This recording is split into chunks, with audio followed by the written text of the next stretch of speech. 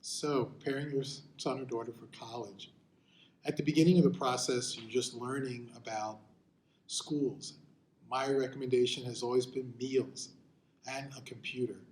Check out websites of the schools in which you're interested while you're having dinner, while you're having lunch. Flip through those areas of interest and see if everyone agrees on what your son and daughter is planning to apply to college, whether or not they like that.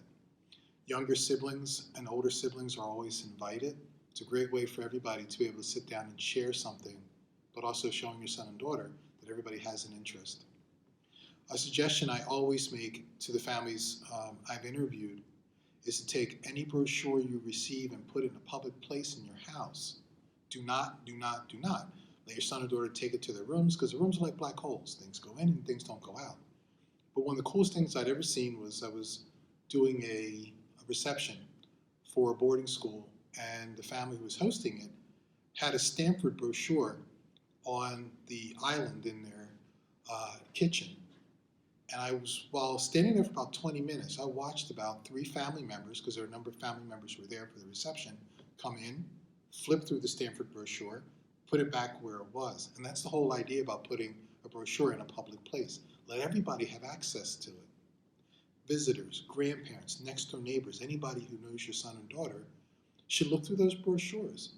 Get an idea of where your son and daughter will plan to apply, or where they're going to head when they have been accepted, and then when they enroll. Share the experience. Other ways to best prepare them for school is, if you're at first not sure where they wish to attend school, find a local school in your area, go on a tour. Tours are free. This college doesn't have to know that you're not interested, but get them onto a campus. When I worked for Dartmouth College, both of my nieces, when they were 13 years old, came to campus and we took a tour. And one of the tours was great. We're from Philadelphia, and one of the tour guides at Dartmouth was from Philadelphia, so the young man was able to not just give us a tour, but also talk about being a Philly person now living in New Hampshire.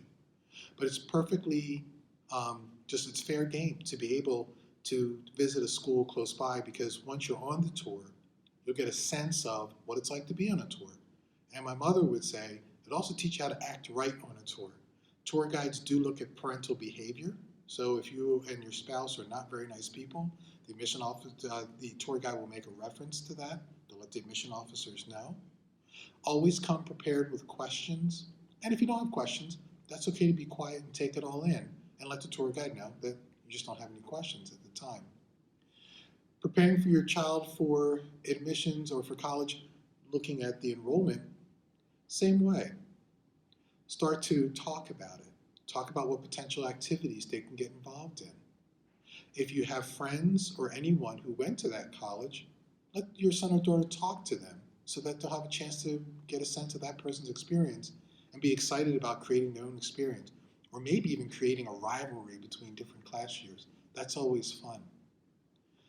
Allow your child to choose the items they want to take to college. Don't say no or yes or something like that. The school will let them know what will be appropriate and what isn't. But within those boundaries, let your child feel comfortable.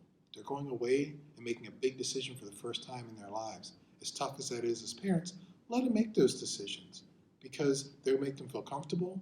Clothing, for example, will give them an identity, because they may want to change their identity. They might even want to change their name in terms of how they want to be known when they go to college. Allow it to happen.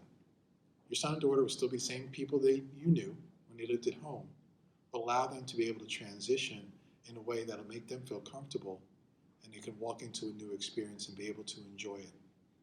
But the main thing, if anything, make sure everybody has a chance to share this experience with your child, whether they're telling stories about their own experiences or similar colleges, or that they're listening and seeing what your son and daughter will be looking forward to when they go.